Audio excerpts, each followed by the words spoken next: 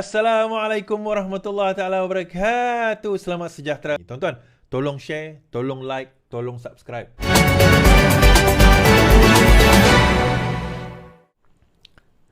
Hilman. Hilman ni siapa tuan-tuan? Hilman ni adalah budak Azmin. Dakwa terus diarah kosongkan pusat khidmat Dun Gombak Setia. Adun Gombak Setia, Muhammad Hilman mendakwa dia terus diganggu oleh pihak berkuasa menuntutnya untuk mengosongkan pusat khidmat Dun Gombak Setia. Hilman dalam satu kenyataan berkata, dia sekali lagi menerima notis pengusiran daripada Pejabat Tanah dan Daerah Gombak meskipun permohonan pemerintah injunksi telah diperolehinya. Saya dimaklumkan bahawa satu laporan polis telah dibuat di Ibu Pejabat Gombak oleh Kerajaan Negeri Selangor yang mengaitkan saya selaku Adun Gombak Setia sebagai penceroboh di atas tanah kerajaan yang setelah sekian lama dijadikan pusat khidmat Dun Gombak. Saya ingin menegaskan bahawa saya bukan penceroboh tanah kerajaan. Sebaliknya, saya telah mewarisi sebuah pusat khidmat Dun Gombak Setia yang dioperasi sejak 2008 sama ada oleh Adun Kerajaan ataupun pembangkang, katanya. Hilman sebelum ini memaklumkan pusat khidmat rakyat Gombak Setia telah sekali lagi didatangi oleh penguatkuasa PTD Majlis Perbandaran Selayang untuk menyerah dan menampal notis kesalahan. Hilman menganggap ia tidak akan terdesak dan memotif salah guna kuasa, ugutan dan vendetta politik. Ekoran daripada itu, Julai lalu, Mahkamah Tinggi membenarkan permohonan pemerintahan injunksi Hilman berhubung arahan pengosongan di Gombak Setia. Hilman mendakwa notis pengosongan atau meroboh pusat khidmat itu dikeluarkan oleh kerajaan pada 6 Julai sebagai tidak sah, menyalahi undang-undang dan memotif politik. Pihaknya kemudian mendapat permohonan untuk injunksi terhadap pentadbir PTD Gombak dan Kerajaan Negeri.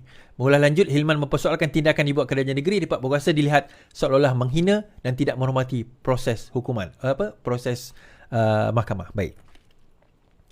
Yang pertama sekali, sejak daripada 2008, untuk makluman tuan-tuan dan puan-puan, tempat itu tidak pernah dihuni selain daripada kerajaan. Kecuali sekali, tak pernah. Masa dia melompat tu pun sekejap lah dia duduki. Selain daripada itu semua kerajaan. Kenapa? Sebab dia adalah salah seorang ahli Dewan Undangan Negeri di Gombak Setia. Now, tanah itu, bangunan itu sebenarnya milik Kerajaan Negeri Selangor. Sebab itu mana-mana adun, ada sebahagiannya diletakkan di bangunan milik kerajaan negeri. Maka bila di milik kerajaan negeri, terpulang kepada kerajaan negeri sama ada nak membenarkan menggunakannya atau tidak. Tetapi sebaliknya, Hilman terus berkeras mengatakan tidak, dia itu adalah milik dia. So bagaimana nak selesaikan masalah ini? Now, kenapa injunksi itu? Injunksi itu sebenarnya adalah putting a halt. Dia hentikan dulu sebarang tindakan pending kepada apa-apa maklumat yang diperlukan untuk perbicaraan lanjutan.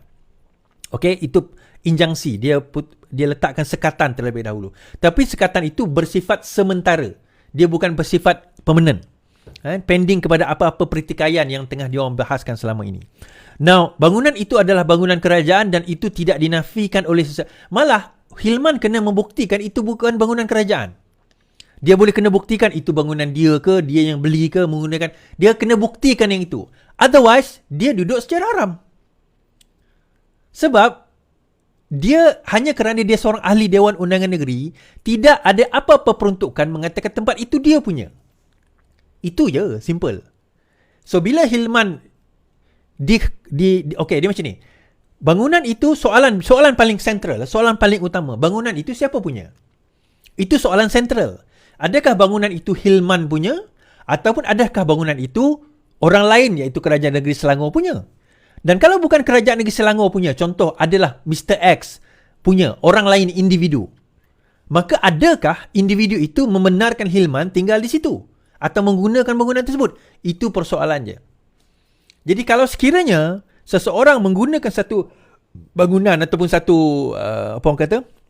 satu kawasan tanpa kebenaran, even mengikut kanun keseksaan, itu dikira sebagai menceroboh.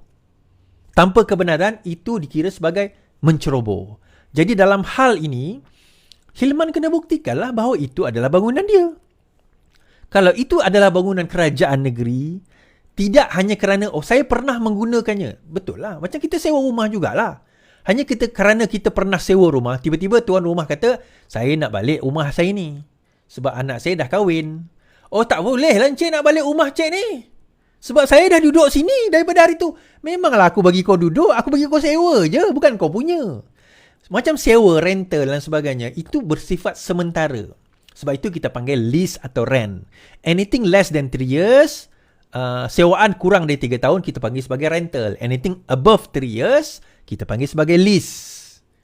Faham? Jadi biarlah dijawab nanti. Baik.